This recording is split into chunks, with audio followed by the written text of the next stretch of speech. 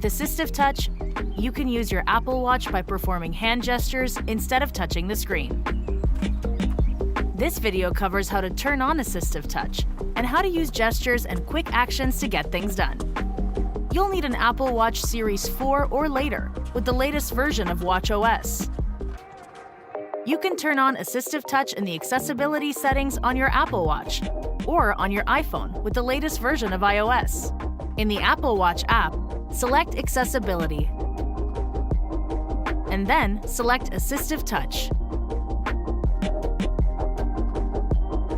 Turn on Assistive Touch, and then you can personalize it using the options below.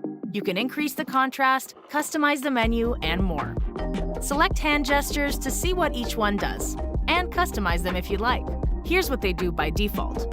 You can pinch your pointer finger to your thumb to move to the next item on screen. Double pinch to go back one item, quickly clench your fist to tap the selected item, and double clench to activate Assistive Touch and to open the action menu, which lets you perform complex actions like scrolling or pressing the digital crown. Now let's see how to use those gestures to navigate your Apple Watch. Raise your arm to wake your watch, and you'll see a blue ring around the screen to indicate that Assistive Touch is ready. Double clench your fist to activate it. You'll get haptic feedback, and the first item on your watch face is selected.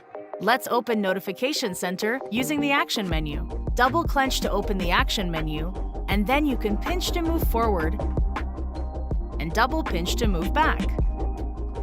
To tap the System menu, clench your fist, and then clench again to tap Notification Center. Now you can double pinch to move through the list of notifications, and clench to tap Clear All. Your Apple Watch shows a prompt when you can take a quick action.